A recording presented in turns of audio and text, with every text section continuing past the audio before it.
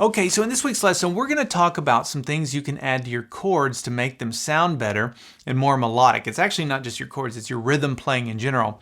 I want to give you some ideas for some fill licks and some embellishments that you can add. And these are things that I wish somebody had showed me when I was first learning how to play. It took me years and years. There's no books on this.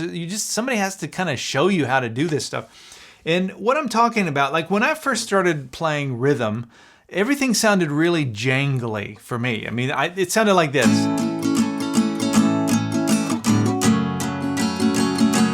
I thought that's what you did, you know, I'm playing a rhythm, I'm keeping time or whatever. And there's a time and a place to do that style of playing. But what I really wanted to do, which took forever to learn how to do it, is the kind of stuff that sounds like this.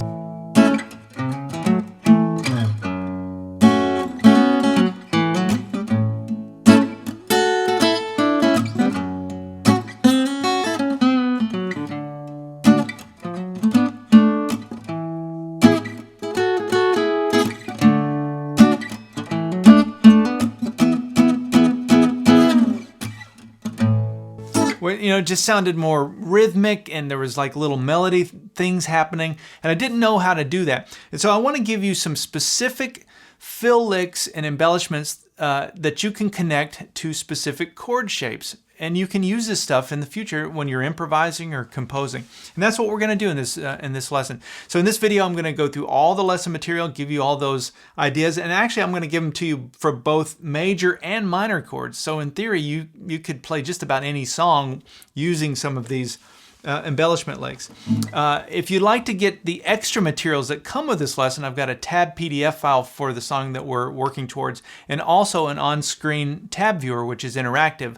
I've got tab and video on the screen at the same time. There's no talking in that. It's a great way to review though. You can slow down the playback, you can loop sections.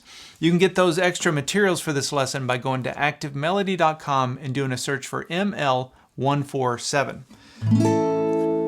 Okay, so I want to start off with this composition that we're going to work towards is in the key of A, and it starts off with a 1 chord going to the 6 chord, which is your relative minor. So an A chord going to an F sharp minor. And I'm going to be playing the chords like this. I'm going to be playing my A chord using the E shape, where I play across all 6 strings, and I'm going to be doing the same thing for that F sharp minor, using that E shape, but lifting my middle finger to make it minor. Flatting the 3rd. Now, if you can't make a bar chord, I know some of you struggle with that, that's okay. Just find what piece of the chord you can play. So if you could just play those 3 strings out of it, that works. Or maybe you just want to play that top triad. You can find a piece of this chord to play though. And so as long as you can do that, you can follow along. So the first thing we're going to do is we're going to take this A and this F sharp minor, and we're going to play it in a cadence that sounds like this. Bottom, top, wait, wait. Bottom, top, wait, wait. We'll do the same thing down here. Wait, wait. And what I'm doing is I'm playing the bottom part of the chord, the top part of the chord, and then I'm waiting for one beat, waiting for another beat. Bottom, top, wait, wait. I'm throwing in some muted strums there just so you can hear the timing of it. You could tap your foot for that, but I just want you to practice that first. It's really simple. It's not jangly. It's not super strummy. It's just a strum and a strum. It's 2 down strokes. Down, down, wait, wait. You can do this, right? And what we're going to do is where I'm waiting, in those spots where I'm waiting, we're going to add some fill licks and some embellishments. That's really it. So we're going to start with this E shape. This is an A chord using the E shape, but after I play the chord, bottom, top. Listen to this little lick, this little fill lick. All I'm doing is I'm sliding up with my ring finger on the 6th string, sliding up to the 9th fret, and I want you to connect this, as we're going through this, connect it to this chord shape. That's the big takeaway here, so that you can use this in any chord going forward, any major chord. So bottom part of the chord, top, slide up to the 9th fret, and then we're going to do a bar here on the 7th fret and play strings 5 and 4. Those are the same 2 notes I was fretting when I made the chord.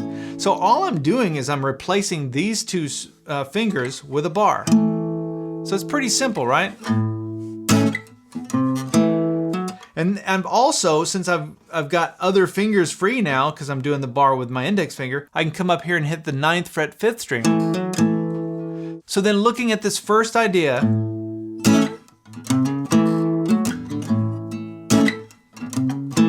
you've heard this in other things, right? Now you've got this lick and you can use it in anything going forward. And you can do the little Hendrix stuff, where you've got a hammer-on, pull-off, but all of that's happening off of this same idea. So that's our first idea, off of the E shape, kind of the bottom part of the shape. Here's the next idea, off of this same shape. Instead of me using my index finger to bar all 6 strings, I'm now gonna play the bottom part of the chord, top, and then I'm gonna reposition my hand so that I'm playing only the top 4 strings of the chord. And the reason I'm doing that is it frees up a finger. Now I've got my pinky free, and when my pinky's free, I can go. If I come up here and hit the 7th fret 2nd string, that's hitting the 6th of the chord, so it's like making an A6. And if I come down here and hit the 3rd string on the 7th fret, I'm doing a sus4. So that's an A sus4, and this is an A6. I can take my A6 and slide my finger up 1 fret to the 8th fret 2nd string, and now I'm playing an A7 chord. So I've got these options that are available, all played with my pinky here, but what it requires is me not playing the full bar, but just playing the top part of the chord, which is the top 4 strings. So let's go back to our rhythm idea, where we've got the bottom part of the chord, top part of the chord, and then let's throw in some of these embellishments, like this.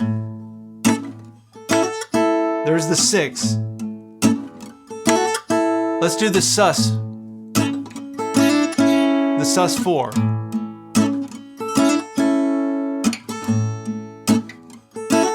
Isn't that nice? It's pretty simple, right? You're just using one finger to sort of hammer on those sounds. Now let's mix these ideas. We'll play the bottom part of the chord, top part of the chord, and then I'll do this bottom embellishment. And then we'll come back, do bottom, top of the chord, and I'll do a top embellishment. So it sounds like this.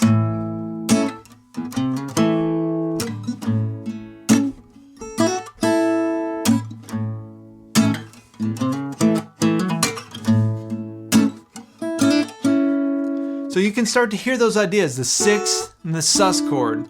And there's that flat 7 that you can work in there too. I didn't do it that time, but those are some ideas you can work into your E shape. Now let's look at some ideas you can work off of this minor chord. It's the same sort of E shape. The only difference is we're lifting our middle finger. So here's one I love to use.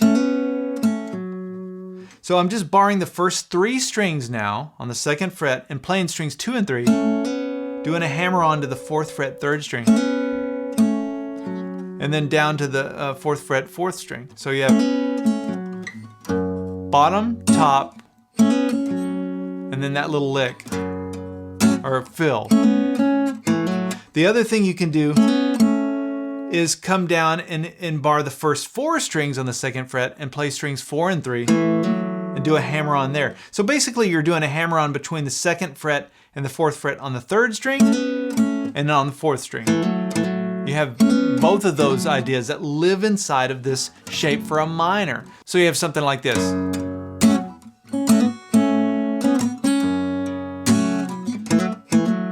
Let's go back and forth to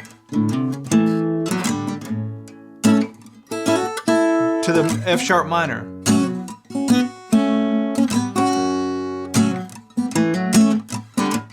How cool is that? Now here's another idea that you can connect to this minor shape, and this one will be a big hit. Your minor pentatonic scale pattern 1 lives right here. So some of you knew that, and some of you are like, wait, what? So that's right there. So that means I can use any of those notes from my minor pentatonic scale as like little fills. So I can do.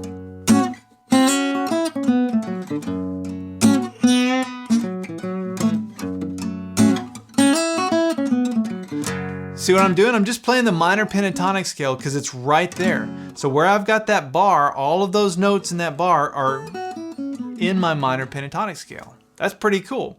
So that's a ton of ideas off of that minor shape. So anytime you've got a minor chord in a song, just remember you've got these fills and you've got your minor pentatonic. And you can use any of those notes. That should open up a whole bunch of ideas for you. All right, so let me back up and just play from the A chord using the E shape to the F sharp minor using the E shape. I'll do that 2 times and I'll throw in some of these fill licks that we're talking about. This is just for demonstration now, just so you can hear it, what we're talking about here. So we have this.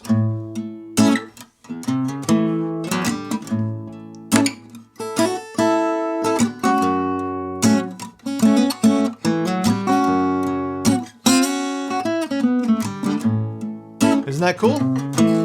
Sounds a lot better than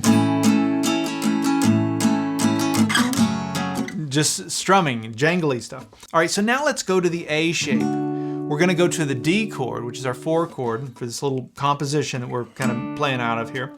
And I'm gonna play it right here, which is right in the same neighborhood as my 1 chord. There's my A chord, there's my D chord.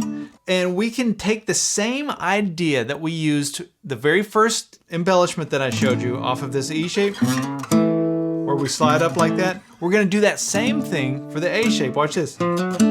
Exactly the same.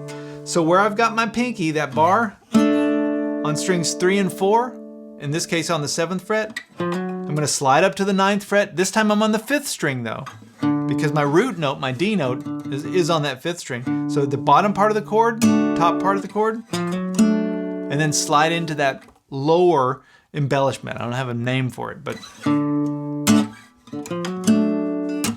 how cool is that? You've heard that in other stuff. So you can do a lot of things just playing around with that. I mean, that's one of those things, like if you get nothing else out of this lesson, this off of this A shape and off of this E shape, these are super useful. And you hear this in all kinds of music, different versions of this. Let's go back to the A. So I can just go back and forth between these 2 chords. Isn't that cool? All right, now here's another idea. I use this one a lot, and I love this one because it's easy to do, easy to remember too, and to visualize. Off of this A shape, I'm gonna take where my pinky is, replace it with my index finger, only play strings 2 and 3. Now watch this, I'm gonna hammer on my middle finger to the 8th fret 2nd string, my ring finger to the 9th fret 3rd string. Like this. Little harmonized third. So check this out.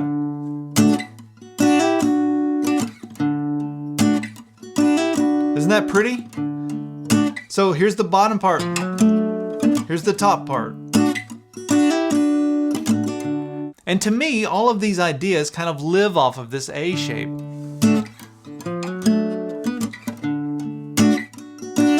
You can also take this and slide it up 2 frets from there. I don't want to get into that because I could go down a million paths here. But that's what we're looking at here. We have idea number 1 and then idea number 2. All right, so when we looked at the E shape, I gave you ideas off of that, and I also gave you minor ideas off of that E shape where you lift your middle finger. You've got other things you can do. The same thing is true with this A shape. So we've looked at the A shape and 2 ideas there. Let's take a look at the F sharp minor, for example, using the A shape. So if I were to play that, I'd play it up here. Here's an F sharp major, right? But we're gonna flat the 3rd. And these 3 fingers are making the A minor shape, like an A minor in 1st position. Same shape. But here's an idea that I use all the time off of this. I can just go like this. That's it. You can just you can keep your bar and just lift these fingers and hammer them on. That's kind of a cool little technique you can do off of this minor shape.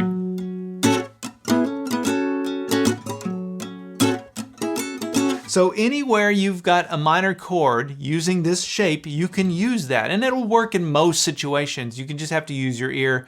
There may be a situation with a chord that, you know, there's a clash or something, but for the most part, it's gonna work.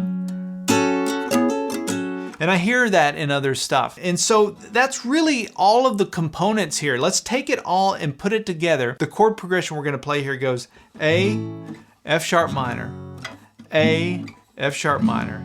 Then it goes D, then it goes to an E. And I'm gonna play my E chord by taking that A shape and just going up 2 frets and playing the 5 chord here. And so that means any of the little embellishments we did off the D chord are gonna work for the E chord. So check this out. 1, 2, 3, 4.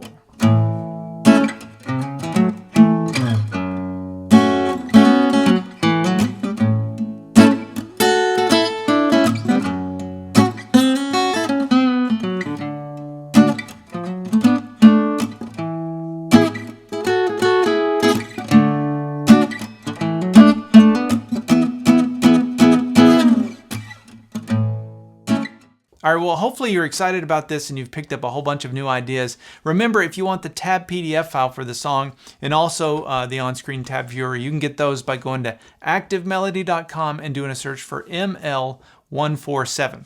All right, that's what we have for this week's lesson. Leave a comment and let me know if you've enjoyed this or picked up some ideas. I always love reading those. I do read through them all. And let me know what you think.